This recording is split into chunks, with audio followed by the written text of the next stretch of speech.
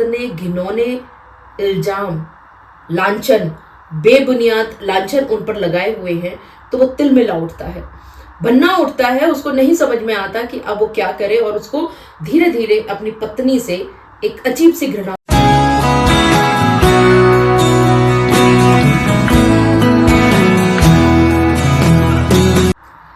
हमने ये बहुत बार देखा है कि जब पत्नी अपने पति और ससुराल पक्ष के अन्य सदस्यों के ऊपर जब झूठे लांछन लगाती है, बेबुनियाद लांछन लगाती है, तो ऐसे में पति त्रस्त हो जाता है और वो एक गलती करता है जब वो पुलिस स्टेशन में पहुंचता है।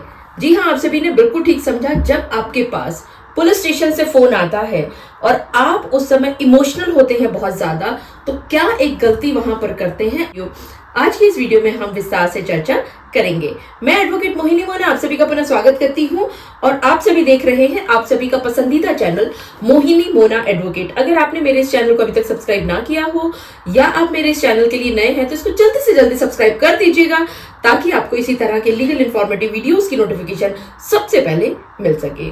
अब देखिए, पति और पत्नी के बीच में शुरुआत से ही वाद विवाद चल रहे थे, छोटी मोटी बात पर झगड़े हो रहे थे, एक दूसरे के साथ मतभेद हो रहे थे। कोई बात नहीं, दिस इज वेरी नॉर्मल। हर एक घर में ऐसा होता आया है, क्योंकि दो जो पक्ष हैं, पति और पत्नी, उन दोनों की अलग अलग परवरिश होती है, उनका खान पान, उनकी शिक्षा, उनका रहने का तरीका, संस्कार, सब कुछ अलग अलग होते हैं। तो ऐसे मतभेद होना स्वाभाविक है। लेकिन जब ये छोटे छोटे वाद विवाद जब एक बड़ा रूप ले लेते हैं, तो वहां पर परेशानी आती है। मान लेते हैं कि छोटा छोटा जो विवाद था, जो दिनचर्या थी, जिसमें रोजमर्रा के जो छोटे छोटे झगड़े थे, वो अब नहीं है, बल्कि अब उनकी लड़ाई बहुत व्यापक रूप से हो चुकी है, बहुत बड़ी लड़ाई उनकी हो चुकी है। अब ऐसे में पत्नी क्या करती है, वो अपने मायके चली जाती है। और वो कैसे जाती है, अपनी माता को फोन कर देती है, हम एग्जाम्पल ले रहे हैं, और उनकी माता जी आती हैं और पत्नी अपने साथ अपना सारा सामान, यानी कि जो भी उसके गहने थे, जो भी उसके कपड़े थे, 2 3 4 वो अपनी अटैची बड़े बड़े भर के ले जाती है।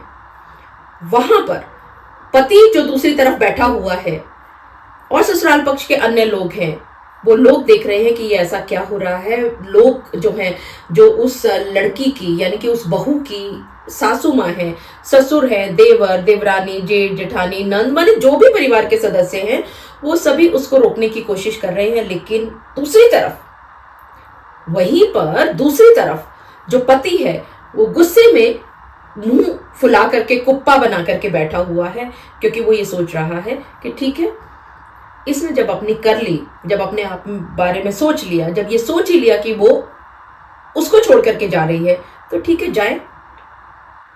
उधर पत्नी ये इंतजार कर रही है कि शायद उसका पति उसको रोक ले। खैर, क्योंकि उस दिन तनातनी बहुत ज्यादा हो चुकी थी, बहस बहुत ज्यादा हो चुकी थी, तो वो पत्नी अपनी माता के साथ अपने सारे जो बक्से हैं उनको लेकर के चली जाती है।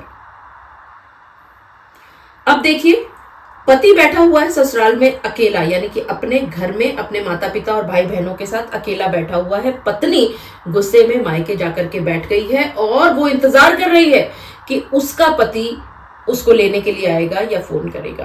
यहां पर पति को बहुत ज्यादा गुस्सा आ चुका है और उसने क्या किया कि अपना जो फोन है वो स्विच ऑफ करके बैठ गया या ब्लॉक कर दिया अपनी पत्नी को। माने कुछ भी ऐसा किया कि जिससे उन दोनों के बीच में संपर्क सूत्र जो हो सकता था वो भी टूट जाता है। ठीक है, स्वाभाविक है, झगड़े में ऐसा हो जाता है, गुस्से में ऐसा हो जाता है।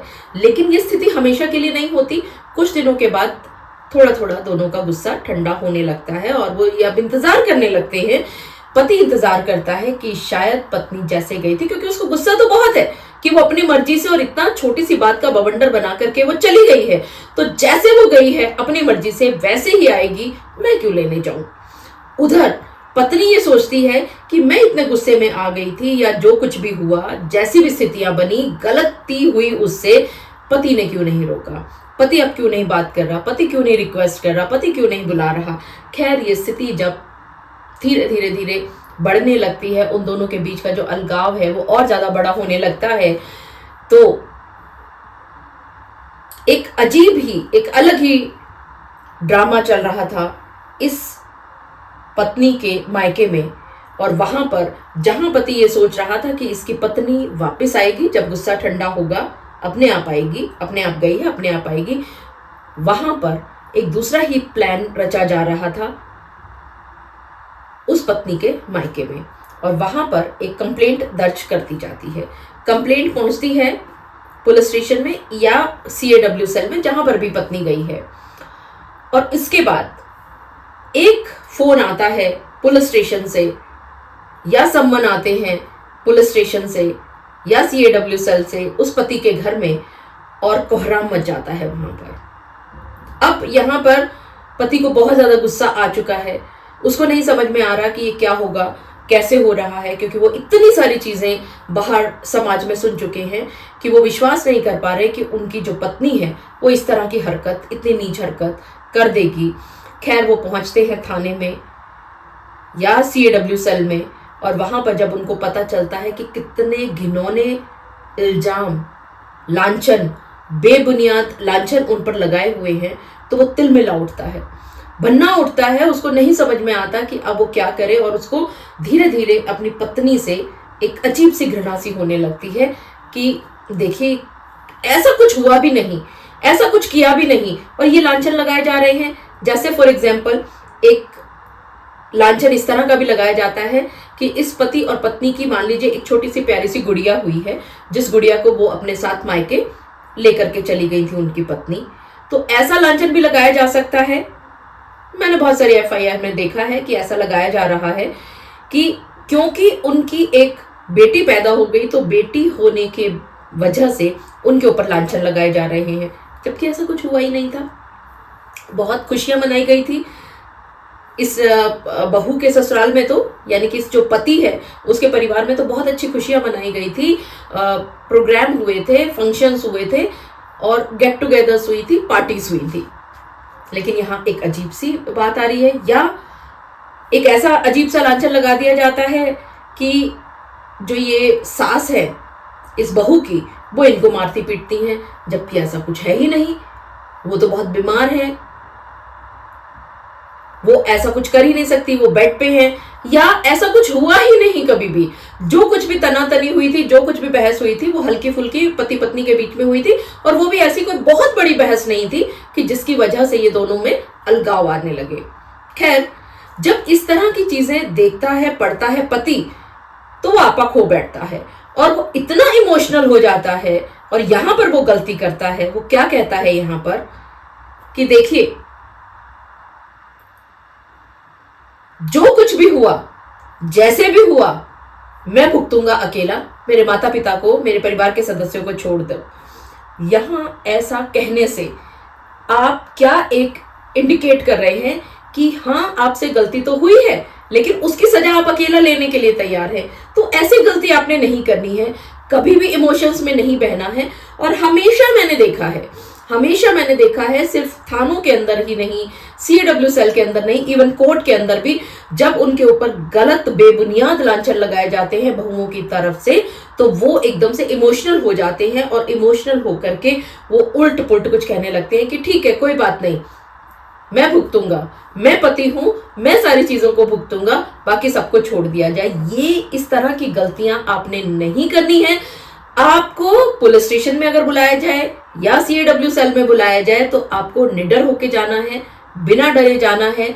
आपके पास जितने भी एविडेंसेस हैं, चाहे आपकी माँ के खिलाफ कोई लांछन आया हो, या आपके खिलाफ लांछन है, या आपके पापा जी, मम्मी, बहन, भाई, मतलब किसी के खिलाफ भी जो भी लांछन है, उसके अगेंस्ट या उसकी काट में, उसके बचाव में आपके पास जितने भी सबूत हैं, वो सबूत जाकर के आप वहां के अधिकारियों को दिखाइए, मजबूती से दिखाइए। और अगर आप मजबूती से अपने सबूत दिखा देते हैं, तो क्या आपको ये मालूम है कि उनके नाम की FIR कटेगी ही नहीं, उनके नाम पे FIR दर्ज ही नहीं होगी, बल्कि उनका नाम पहले से निकाल दिया जाएगा।